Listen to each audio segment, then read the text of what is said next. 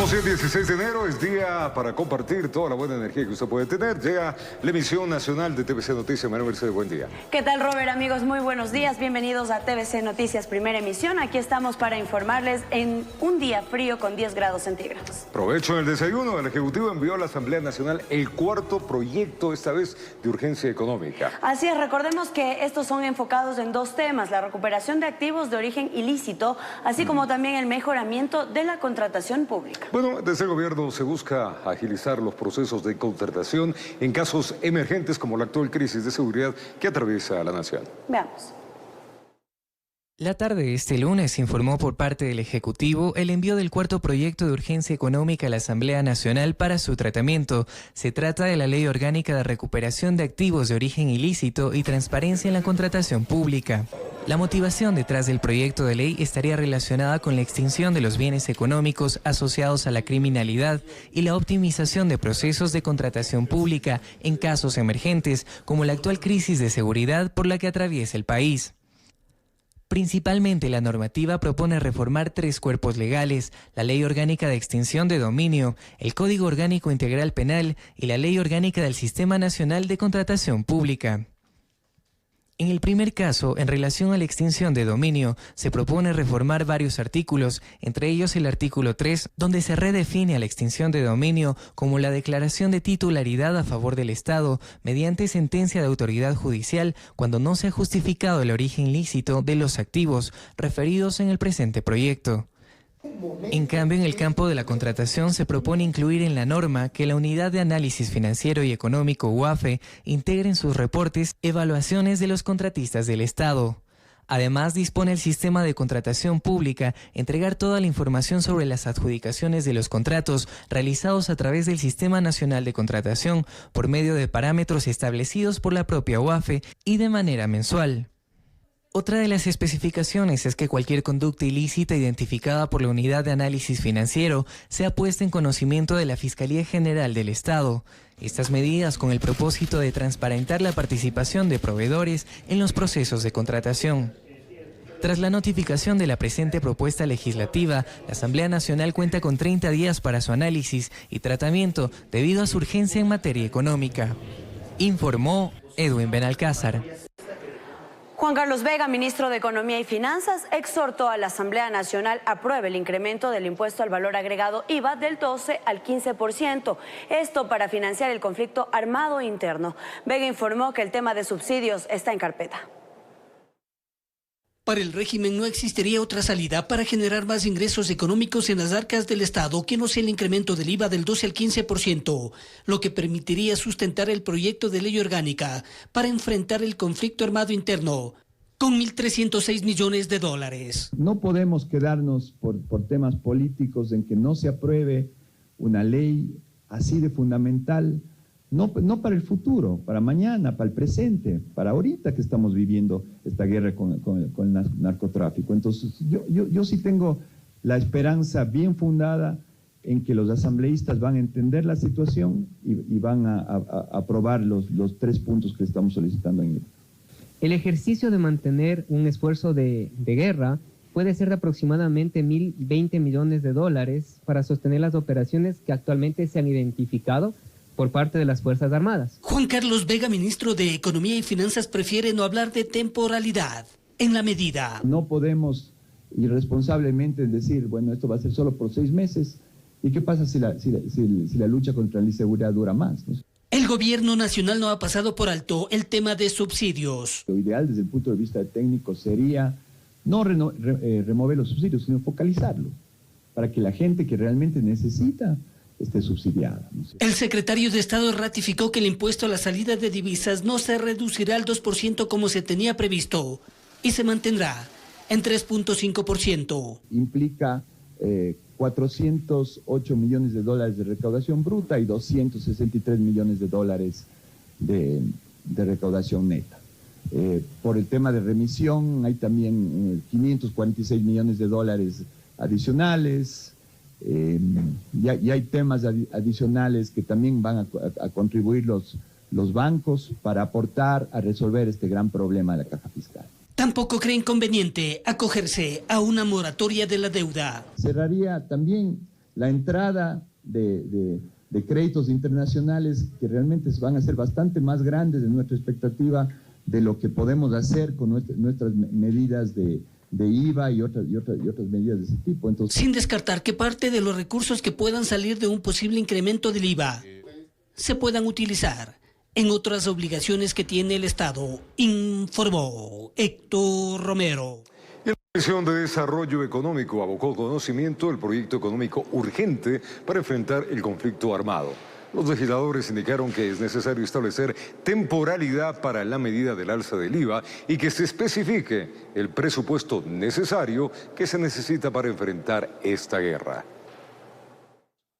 El proyecto de ley que busca incrementar el IVA del 12 al 15% para financiar el conflicto armado interno que tiene el Estado contra las organizaciones terroristas ya fue conocido por la Comisión de Desarrollo Económico de la Asamblea Nacional. Su presidenta, Valentina Centeno, señaló que es necesario contar con un presupuesto que financie las acciones que realizan las instituciones del orden en territorio. Una guerra tiene costos directos e indirectos. Tiene costos de movilización, de municiones, de fortalecimiento de instituciones, de infraestructura. Los legisladores de la mesa hicieron varias observaciones a los planteamientos del gobierno.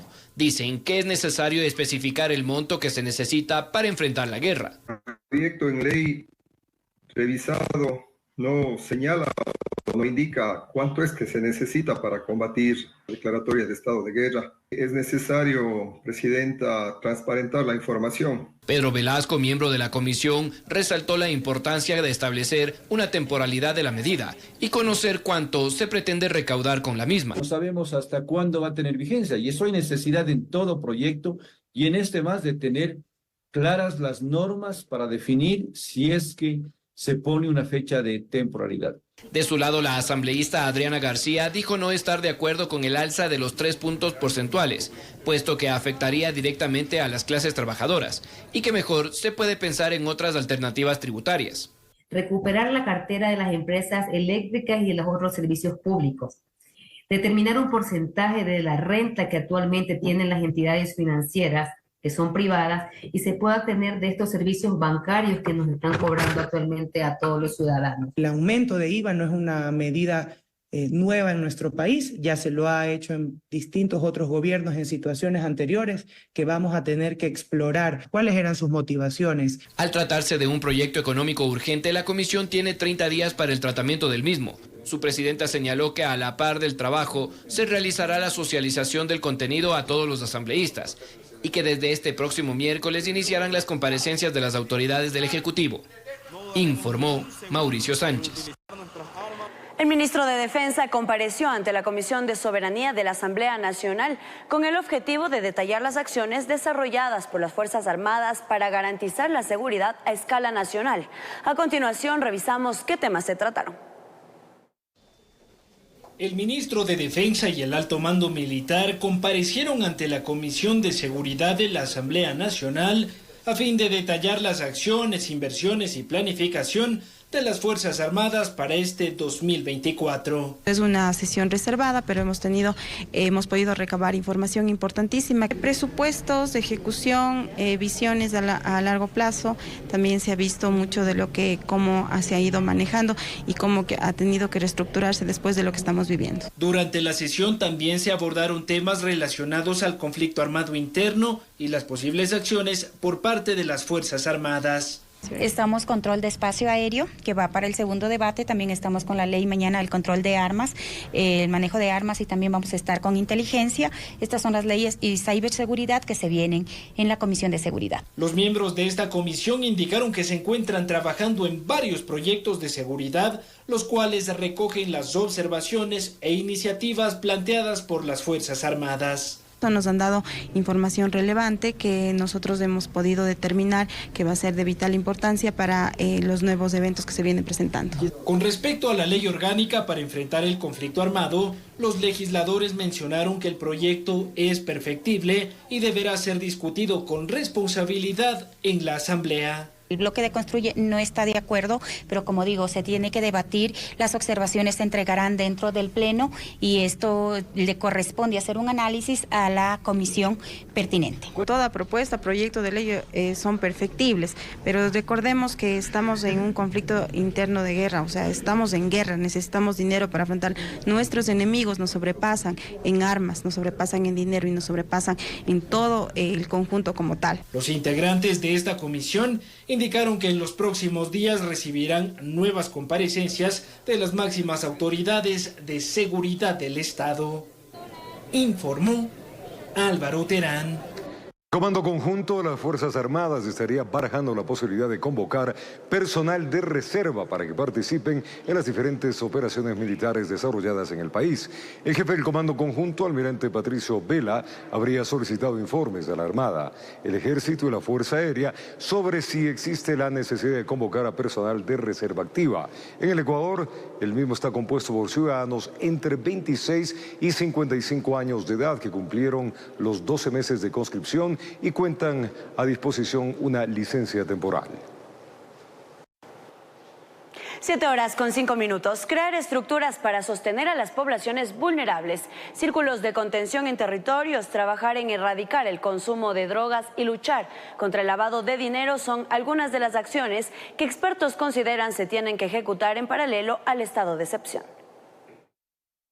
Van más de 1.500 detenciones a nivel nacional anunciadas por el presidente Daniel Noboa en medio de un conflicto armado interno que atraviesa Ecuador contra los denominados terroristas. Es una guerra contra el narcotráfico y en ese sentido consultamos qué acciones se deben ejecutar en paralelo para que el estado de excepción no sea una medida paliativa.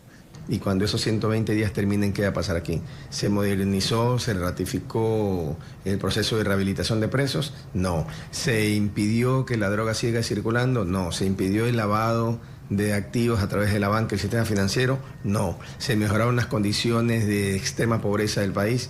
Y salta otra arista como reformar el sistema judicial. Para la perfiladora criminal Alexandra Mantilla es imprescindible aplicar desde ya círculos de contención en los territorios más conflictivos del país. En el momento en que yo recupero un espacio, doy un operativo de impacto, limpio las calles, saco a los terroristas, arranco cámaras, vuelvo a pintar las paredes de blanco. Ok. Pero ¿qué círculo de contención le estamos dando a ese territorio para que quienes estaban ahí delinquiendo no migren hacia otro? ¿Qué actividades tenemos? ¿Qué necesita ese sector? Es decir, los ministerios trabajando en territorio, pero también crear políticas públicas. Que salgan de la sociedad. Entender lo que pasa en la sociedad, poner de acuerdo a toda la clase política en cuál es el camino, y ese camino va a tomar muchos años, pero o arrancamos con ese camino o como sociedad estamos perdidos. Cuando hablamos de prevención, la prevención se hace en niños, niñas y adolescentes. Y son niños, niñas y adolescentes que están en medio de un conflicto. Cada alcaldía, con cada gobernación, pueden brindar espacios en los cuales se unan todas las carteras de Estado. Entre otras medidas para sanear y recuperar el país, informó Adriana Peralta. Estados Unidos, Argentina y Brasil, Colombia también comprometieron su contingente policial y militar para asistir a Ecuador en la lucha contra el crimen organizado. ¿Cuáles son las áreas en las que el país requiere mayor cooperación? Vamos a contarle. Ante la arremetida del terrorismo en Ecuador, varias naciones del mundo anunciaron que brindarán asistencia a nuestro país para afrontar con mayor eficiencia el conflicto armado interno. Permiten, ¿no es cierto?, un combate más efectivo al crimen organizado transnacional. Y es por eso que en esta Convención de Naciones Unidas hay varios lineamientos, varios estamentos en cooperación, en temas técnicos, en temas de investigación. Analistas aseguran que la cooperación internacional en materia de seguridad debería centrarse fundamentalmente en el fortalecimiento de la inteligencia policial. Los organismos podrían contribuir con muchísima inteligencia para fomentar esos vacíos que el Ecuador está teniendo. Nosotros tenemos un vacío grave de inteligencia y eso se pudo ver incluso en el hecho de que Colón Pico, como Fito, se escapan de las cárceles. Sin embargo, para mejorar la inteligencia, también es necesario contar con equipamiento tecnológico de última generación. Hemos tenido problemas enormes con una falta de financiación a Policía Nacional como a fuerzas militares, donde sus equipos o están expirados, no sirven, por ejemplo, los chalecos antibalas, o simplemente no hay las municiones. ¿Por qué? Porque no hay el dinero. Compartir experiencias de guerra puede ser útil para nuestras fuerzas del orden, las cuales podrían incrementar su eficiencia a través de capacitaciones internacionales. En Colombia, por ejemplo, ¿no? Con los grupos armados, las FARC, las ELN, evidentemente le han dado una serie de experiencias, especialmente en los modus operandi. Cada una de estas experiencias y las formas de trabajo, los mecanismos, servirán, por supuesto, de mucho a nuestras Fuerzas Armadas. La asistencia transnacional a causa del conflicto armado también debería centrarse en la consecución de préstamos para financiar operaciones militares y la construcción de nuevas cárceles. Informó Álvaro Terán. Más noticias. Wagner Bravo, exsecretario de Seguridad Pública y del Estado, advierte que Ecuador no tendría ningún impedimento de vender a los Estados Unidos material bélico, considerado como chatarra. Esto en respuesta al malestar que ha mostrado Rusia porque se temería que vaya a parar a Ucrania. A inicios de este año, es decir, el 4 de enero, el presidente Daniel Noboa lo hizo público, parte de lo que será su plan Fénix. Ya lo hablamos en campaña, segmentación de cárceles. Control en fronteras, sistemas con drones y radares, doble pesaje, aparte de escáneres en puertos. Otra cosa adicional, hay 200 millones de dólares en el cual, con devolución de chatarra de parte de las Fuerzas Armadas, nos darían equipamiento moderno de parte de los Estados Unidos. Eso debería finalizarse ya en el mes de enero. Este último anuncio es lo que ha generado polémica, porque para Rusia esto significaría que Ecuador cambió su posición neutral frente al conflicto bélico desatado en febrero del 2022 contra Ucrania, ya que el envío de esa supuesta chatarra a Estados Unidos significaría contribuir a la guerra. Se teme que termine llegando a Ucrania para repotenciar o reparar su armamento, aumentando su capacidad bélica. El armamento militar es del Estado. ¿Y quién es el responsable del manejo administrativo? Es el ministro de Defensa, porque es el rector administrativo a nombre del presidente de la República. Y mucho de este material ya está obsoleto. Y de obsoleto hay que hacer dos cosas: buscar algún país que nos quiera comprar, o en su defecto tendrían que pasar ya a una fundición como chatarra, porque ya no nos sirve. Wagner Bravo, general en servicio pasivo del Ejército ecuatoriano, exsecretario de Seguridad Pública y del Estado en el anterior mandato, refiere que en varias ocasiones se ha comprado material a Rusia o Bielorrusia, y uno de ellos se adquirió a Nicaragua, el mismo que ya era usado. Cuando le compramos a Nicaragua, por el año 93, de lo que yo conozco, sería interesante investigar bien si es que hay alguna cláusula en la cual nosotros no podemos venderle ese equipo a otro país, pero no, de lo que he investigado, realmente podemos venderlo a quien nosotros lo deseemos. Parte del armamento fue utilizado en la guerra del Cenepa, de eso ya 29 años, informó Héctor Romero. 7:15 de la mañana, gracias a ustedes por acompañarnos esta emisión de este día 16 en la mañana fría en la ciudad de Quito, en la capital de los ecuatorianos. Nilsen Arias es directivo de Comercio Internacional de Petroecuador, confesó haber recibido millones de dólares en sobornos por parte de 3 comercializadoras de petróleo. Esto en el marco de una investigación en Estados Unidos en contra de un ex ejecutivo de la operadora internacional Vitol. Escuchemos. El exgerente de Comercio Internacional de Petroecuador, Nilsen Arias, confesó haber recibido millones de dólares en coimas por parte de empresas petroleras internacionales. Estas declaraciones las dio en una corte de Nueva York que actualmente investiga a un ex ejecutivo de la comercializadora Vitol, Javier Aguilar, quien es acusado de pagar sobornos a cambio de contratos petroleros. Nilsen Arias, que trabajó en la estatal petrolera hasta mediados del 2017, señaló que los sobornos provinieron por parte de 3 compañías: Trafigura Group, Vitol y Gunvor and Sergeant Marine. Trafigura Group es considerado como uno de los más grandes operadores petroleros del mundo y mantiene vigente 3 contratos con Petroecuador por venta de diésel, compra de crudo oriente y por compra de fuel oil. Sobre la presunta relación de Trafigura en el caso, la estatal petrolera señaló que sigue de cerca el proceso penal en Nueva York y no descarta excluirlo de su registro de clientes. En el país, Nielsen Arias es investigado por el presunto delito de cohecho y la justicia de Estados Unidos lo declaró culpable en enero del 2022 por haber recibido sobornos por un valor de $17.7 millones por parte de 4 petroleras para la venta de crudo a largo plazo. Informó Edwin Benalcázar. En medio de la crisis de seguridad que enfrenta el Estado ecuatoriano, ha surgido la propuesta de que los privados de libertad sean incorporados a actividades laborales al interior de los reclusorios. Esto a fin de que puedan devengar lo invertido por el Estado. ¿Qué tan viable es esta propuesta? Enseguida lo revisamos con los expertos.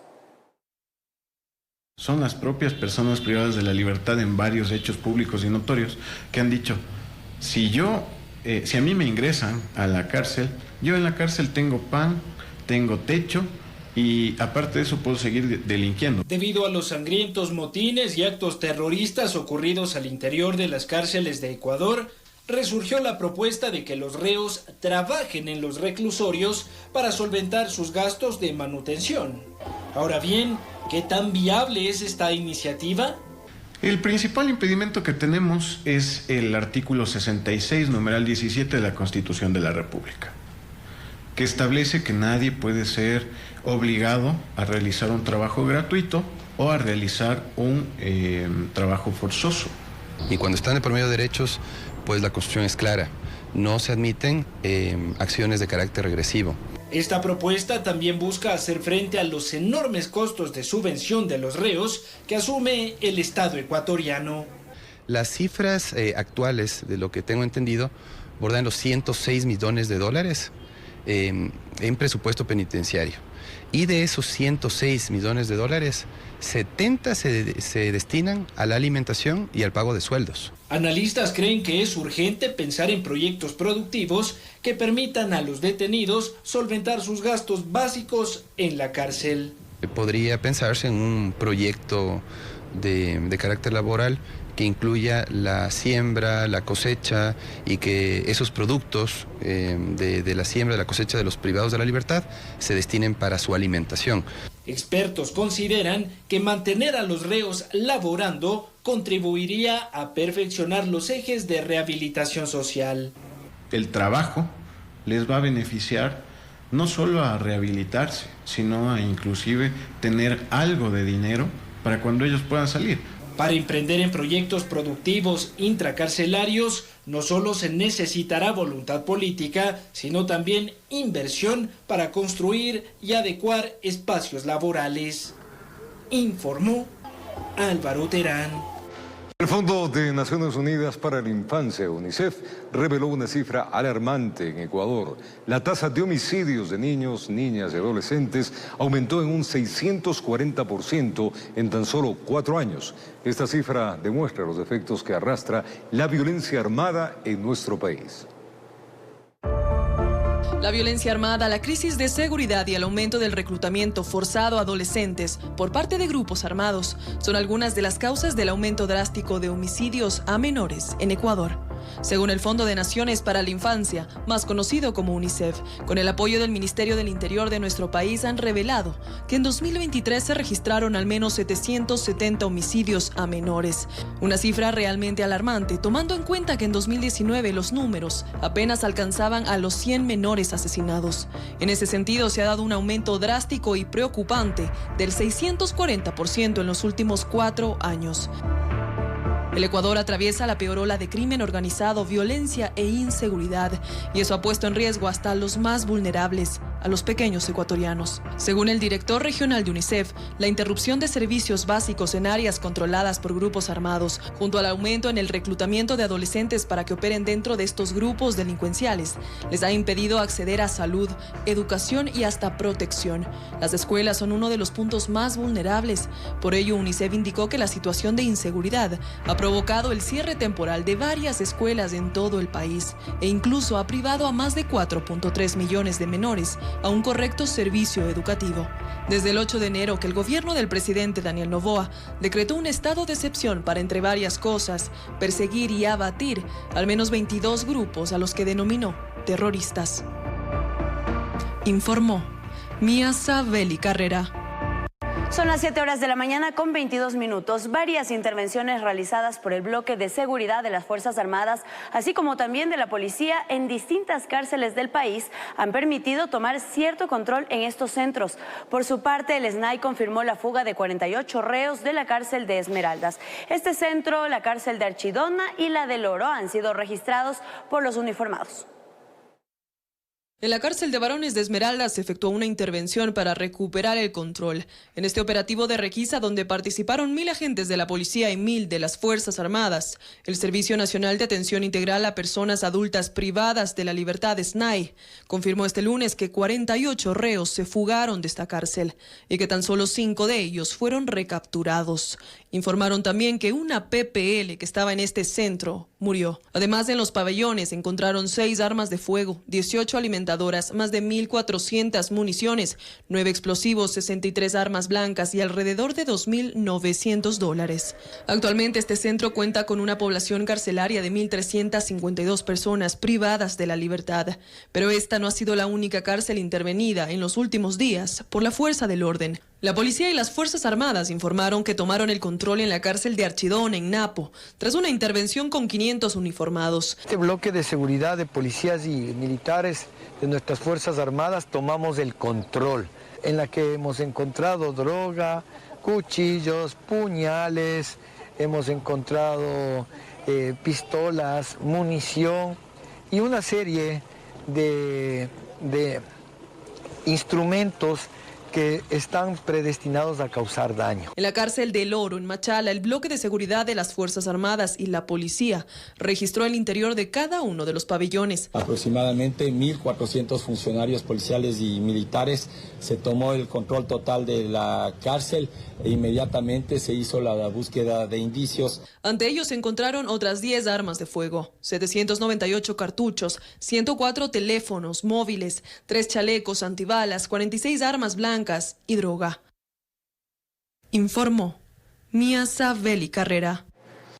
Todo un arsenal, ¿no? Y más de 1.500 detenidos, 41 grupos terroristas desarticulados y 5.6 toneladas de droga decomisada son los resultados de los operativos efectuados a escala nacional en la aplicación, claro, del Plan Fénix durante esta última semana.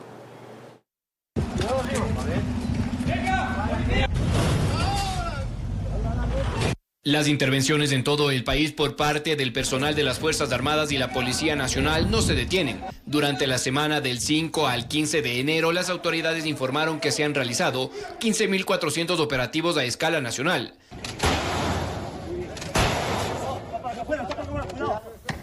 Durante el fin de semana, los procedimientos se focalizaron en los centros penitenciarios. En estos, los uniformados lograron la liberación de 201 personas entre guías penitenciarios y personal administrativo que permanecía retenido en las cárceles.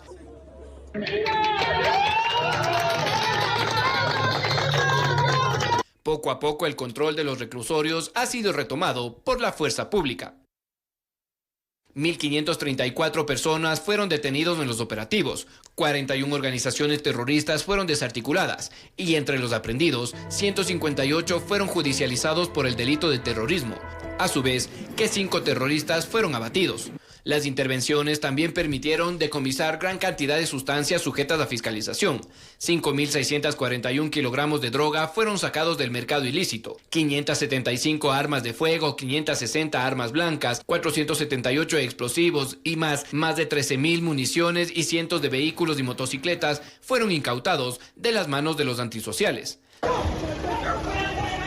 Las autoridades enfatizaron que las intervenciones seguirán desplegándose en todo el país y que seguirán siendo implacables con quienes están imponiendo el terror a la ciudadanía. Informó Mauricio Sánchez. Sujetos armados y encapuchados irrumpieron clases virtuales mientras un grupo de jóvenes estaban estudiando. Todo quedó grabado en la plataforma. Desde el Ministerio de Educación explican que sí se han identificado alertas de ingreso no autorizado a las mismas. No sé, pero está diciendo un poco de cosas Los jóvenes estaban recibiendo clases virtuales hasta que aparecieron los delincuentes fuertemente armados, cubiertos el rostro y con términos nada adecuados. Apuntaron a las cámaras de las computadoras. Todos estaban mirando, docentes y estudiantes, quienes no pudieron ni siquiera reaccionar. Ocurrió cuando los menores estaban estudiando. Desde la UNE dicen que esta situación ya la han venido viviendo desde el pasado 10 de enero, cuando los alumnos empezaron sus labores vía virtual por la grave crisis de inseguridad. ¿Cuántas novedades como estas se contabilizan? Le preguntamos al presidente de la UNE de Pichincha, Clever Hidalgo. De la costa ecuatoriana son más de 6, en el caso igual de acá de la provincia de Pichincha tenemos 2 igual alertas. Desde el Ministerio de Educación confirmaron estos incidentes, de un total de 15.506 unidades educativas. La cartera de Estado ha identificado 36, en donde se han presentado alertas de ingreso de personas no autorizadas a clases virtuales. El Ministerio explica que no se trata de un ataque cibernético a la plataforma, sino de un ingreso no autorizado a las clases abiertas para el efecto. Por ello se ha dispuesto la depuración de las claves de los usuarios de estudiantes y docentes. En el caso de que un maestro identifique que una cuenta no autorizada ingresó a un aula virtual, el docente tiene la directriz de cerrar la sesión y reportar la novedad. Las clases presenciales estarán suspendidas hasta el 17 de enero. Desde la UNE piden mayores garantías para el retorno. En el caso de la educación, del área social, también dotarle de la seguridad y los recursos que ésta necesita para la protección de la comunidad educativa, de los estudiantes, de los maestros, de los padres de familia. Todo esto ocurre en medio de un ambiente de miedo, pues muchos menores han sido reclutados por bandas delincuenciales para el cometimiento de crímenes. Informó Marilyn Jaramillo. En el sector de Huinchele, en la provincia de Esmeraldas, operativo militar dejó al descubierto un escondite terrorista como santuarios a la muerte. Además, fueron capturados 2 blancos de alto valor y decomisaron armas de fuego. Inteligencia militar conoció que fincas ubicadas en el sector de Huinchele, al sur de la provincia verde, eran utilizadas como escondites de integrantes de grupos terroristas. Las patrullas identificaron una de las haciendas, allanaron y sorprendieron a las personas que estaban en el lugar. En el operativo fueron capturados 2 sujetos, presuntos cabecillas de organizaciones terroristas. Y esperemos continuar con el trabajo de seguridad. La seguridad se mantiene y vamos a continuar con el trabajo. La sorpresa que los terroristas contaban con un santuario de la Santa Muerte que presuntamente usaban para sacrificios humanos, rituales que según ellos les daba buena suerte, el mismo que fue destruido y quemado por personal de las Fuerzas Armadas. Los terroristas no pueden poner condiciones a las fuerzas del orden. Los terroristas no pueden poner condiciones al Estado ecuatoriano. Nosotros tenemos que poner orden, cueste lo que cueste. Además encontraron 6 escopetas, 2 revólveres, una pistola y 14 municiones, y sobre todo destruyeron el santuario donde se realizaban cultos a la muerte. La fuerza del Estado, saben que las instituciones del Estado, las instituciones del orden público están haciendo su trabajo como corresponde. Mientras en Quinindé capturaron a un sicario miembro de la organización terrorista Los Tiguerones, quien portaba un arma de fuego, una alimentadora, munición y una radio Motorola. Siguiendo los lineamientos del señor presidente de la República, estamos haciendo los operativos en forma constante. Informó Iván Casamen. Mientras tanto, en Santo Domingo, la Policía Nacional decomisó armas de fuego, municiones, droga y un chaleco antibalas. Tras un allanamiento, 2 personas fueron detenidas. Santo Domingo de los Áchilas, sector Plan de Vivienda. Los uniformados ingresaron en la madrugada a un inmueble. Tenían la sospecha de que el sitio estaba siendo utilizado para el almacenamiento de armas de fuego, comercialización de sustancias ilícitas y ocultamiento de objetos robados. 2 personas fueron aprehendidas, sospechosas del delito de terrorismo. La UNA registra un antecedente en el año 2019 por el delito de robo. El otro ciudadano registra una detención en el año 2017 por el delito de porte y tenencia de arma de fuego. Entre las evidencias se encontró armas de fuego, cartuchos, una motocicleta, un chaleco antibalas, entre otros indicios. Y sustancias sujetas a fiscalización. Fueron puestos a órdenes de las autoridades competentes, pues en el marco del estado de excepción se realizan esta clase de operativos enfocados en reducir la impunidad en los delitos de acción pública y privada. Informó Marilyn Jaramillo. Vamos a Ibarra. Agentes de la Unidad de Delitos Aduaneros decomisaron 134.000 unidades de cigarrillos, mientras en un barrio del cantón Atacames fue capturado un sujeto que guardaba armas de fuego y estaría implicado en el microtráfico de drogas. Veamos.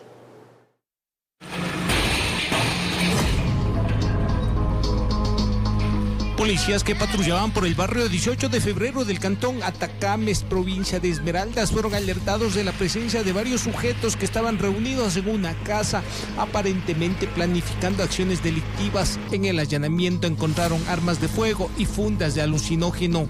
Al mismo que se le encontró en su poder 79 fundas de una sustancia de color verde, la misma que luego del respectivo análisis químico dio positivo para marihuana. El operativo policial dejó la detención de uno de los sujetos, pues sería quien supuestamente dirigía las acciones. El hombre fue señalado como el dueño de la droga, de las 2 armas de fuego y de la motocicleta con reporte de robo.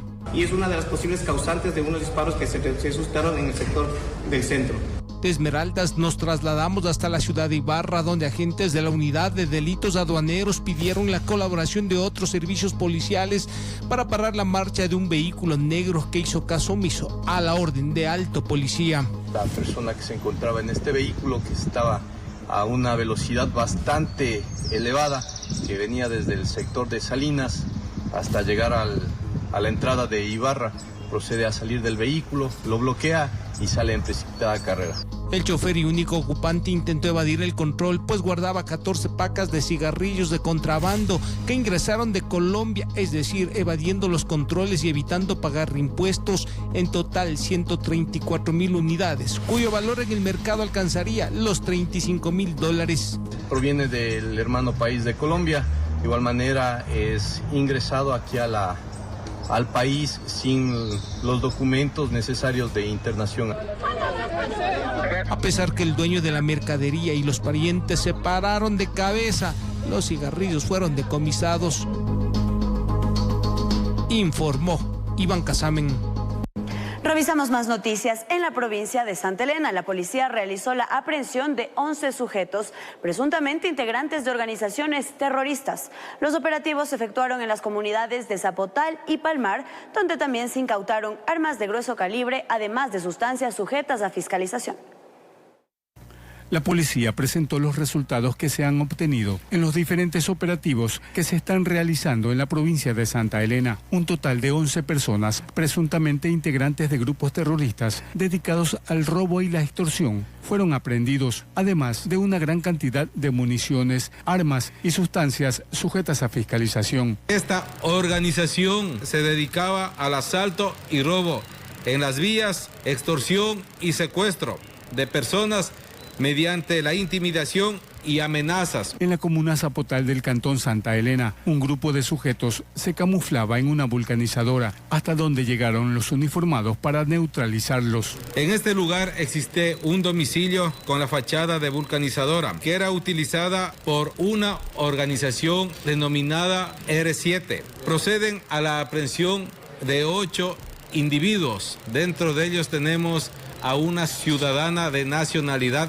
venezolana. En la comuna Palmar, ubicada en la zona norte peninsular, 3 sujetos también fueron puestos a órdenes de las autoridades correspondientes. Estos individuos portaban identificaciones que los señalan como miembros de una organización terrorista. Lo que conocemos es que estos individuos pertenecían o pertenecen a una organización, Los Choneros. Una vez que realizan este trabajo, coordinan con Policía Nacional para realizar la fijación de los diferentes indicios que se encontraron y poner a órdenes de autoridad competente. Los operativos continúan y hasta el momento están dando los resultados requeridos para disminuir los índices delictivos en la península.